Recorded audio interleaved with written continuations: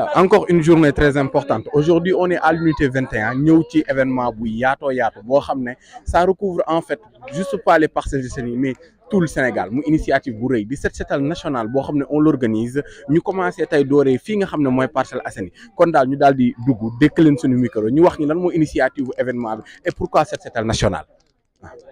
Bon, on est devant l'une des membres organisateurs. Bon, une pilier, on va dire, de cet événement organisé. Bon, nous lay bàyyi nga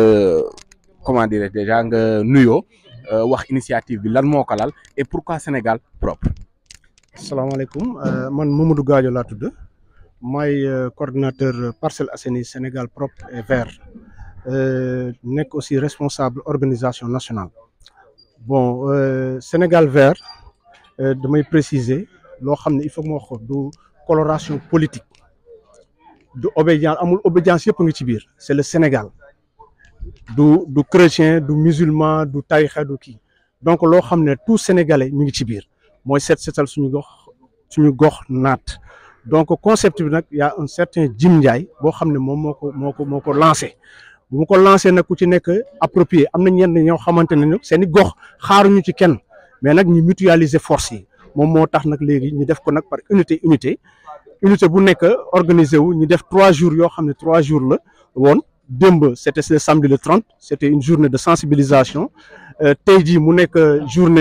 journée communale boo xam ne ci biir commune bi quartier bu ku ci nekk sa quartier nga defar ko suba mu nekk boo xam ne set setal national bi.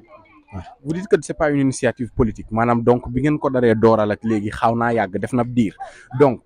depuis quand ngeen fas yéene ngeen yëkkati li nga xam ne mooy Sénégal verte bi depuis kañ ngeen ko nekk di dérouler. Bon, je peux dire que bébé là, même une semaine, c'était sursaut national là, boo xam ne benn sénégalais xalaat na ne lii war nañ ko mën a def am na certes am na ci ay gox nag ñoo xamante ne déjà ils se sont organisés depuis xaaruñu ci kenn mais nag pour nga mën a def benn déclic ba nga xam ne ñëpp dinañ approprier concept bi mu xalaat ko bi mu ko lancé tamit képp koo xam ne parce que lu baax moom yaakaar naa doo xaar sax ñu woo la ci. boo déggee ne di ngi def lii te pour le Sénégal c'est pour sa gox la donc loolu moom moo tax ku ci nekk adhéré ci.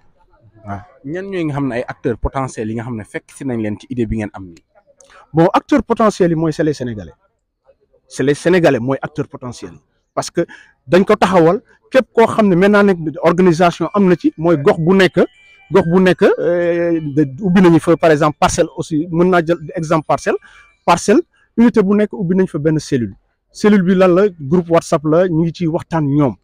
képp koo xam ne ñoom parce que ku ci nekk sa koñ yow yaa xam ñi fa nekk léegi les forces vives ñi nga xam ne ñu ngi foofu dañ ciy dugg ñoom ñi échanger léegi loolu moom moo andi ñu def kii bi tey. Souvent dañuy gis initiative yu mel ni nit ki dañ koy dooral mais duñ ko appal du jeex donc pour vous ndax fii nii juste à l'école lay yem wala vous comptez faire toutes les Parcelles Assainies ndax ci école yi itam kese lay yem vous comptez faire les rues et cetera. Bon non ba damay préciser du ci école bi rek ñii dañuy ñëw parce que fi mu ne nii dañuy daje ci seen point de chute ci école bi mais ñoom def nañ ko ci koñ bi yëpp léegi nag ñun ñu ñëwee di leen seet di xool parce que ñu ngi dem ci unité bu nekk xool gars yi lu ñuy liggéey mën leen dooleel mën a waxtaan ak ñoom tamit parce que tey boole ci dama ci benn parenthèse bu ma ci def lu ma ci constaté li ma ci constaté bi ñu ko créé ça fait même pas presque matul kii mais nous avons constaté que nit yi ci biir loolu sax tax na ñu xamante seen i biir tax unité bi am na ñoo xam ne xamante wuñu woon mais li ñuy def nii sax tax nañu xamante bokk ànd liggéey seen i unité donc loolu moom moo ci nekk waaw. Bon, vous dites que il n'y a aucune initiative politique derrière, mais nous remarquons, disons que certains peut-être mouvements politiques qui sont là, bon, la tétal ak léral ngay indi ci lolu. Wa léral bima ci léral moy gis nga lepp lo gis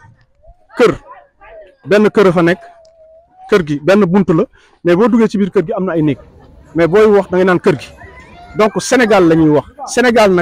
Sénégal boo gisee ñuy tënku ci ay constitution ak nangam c'est parce que kii jullit la kii chrétien la kii xeet bi la nekk kële xeet bi kële tarixa ñu am lu ñu tënk loo xam ne dinañu mën a bind am benn cohésion sociale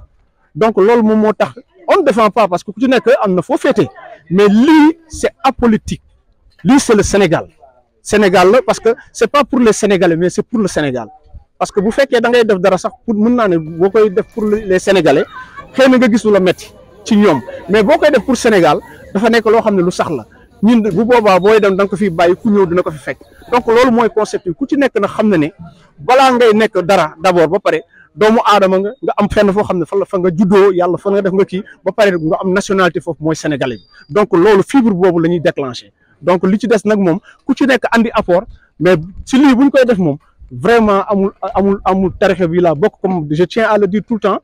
amul parti politique bi laa bokk sénégalais lañuy Sénégal la ñu war a defar gox bi laa bokk dañuy am lu ñu bokk lu bëri war nañu setal fi ñu kii donc loolu moo ci nekk te boole ci aussi di tenir di wax ne du loo xam ne day arrêté fii du loo xam ne parce que dafay nekk loo xam ne dañ koy samp bu soobee yàlla dañ koy samp bu baax a baax ba pourquoi pas dem ba nga xam ne les autorités étatiques dinañ dem ba nga xam ne dinañ accompagner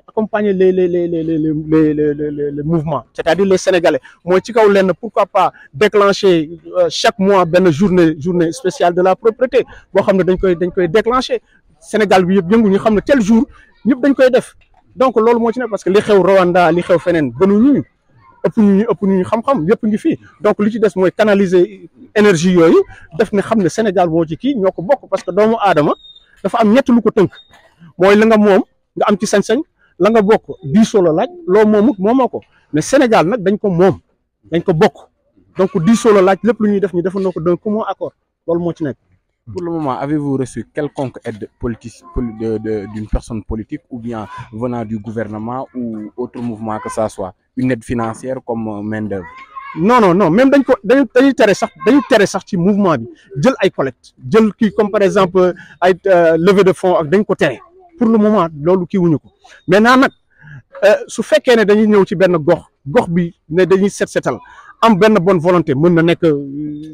obédience bu mën a nekk yëkkati dara jox leen pour ñi mën a liggéey mooy matériel parce que dañu ne sax concept dañu ne woon képp kuy ñëw na andi balai wala brouette wala kii lu mu am na andi na andi léegi nag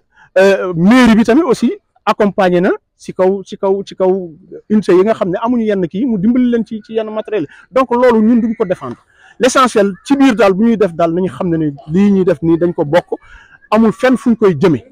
amul fenn koo xam ne da ciy bénéficier wu ci aura wala ci visibilité wala yu demee noonu visibilité bi mooy le Sénégal li ñu bokk tey ji école bi bu jagee suñuy doom ñoo fi jàng suñuy jarbaat ñoo fi jàng su hôpital bi jagee tamit suñuy ñun ñoo fay faju ak leneen donc yooyu bu ñu ko tàmbalee suñu kër jël ko ci koñ bi jël ko la nga xam ne dañ ko bokk ñu mën ko aar bu boobaa boo ñëwee muy hôpital muy les lieux publics da nga am benn discipline bu fa nekk parce que nit bu gisee set na def nañ fa ay fleur def nañ fa kii da nga am loo xam ne dañ ko ragal donc loolu la ñu bëgg a déclencher ci Sénégalais yi parce que mi ngi ci mais dafay nelaw donc loolu moom mooy action yi ñu kii nii. donc ñu ngi lay jaajëfal bu baax.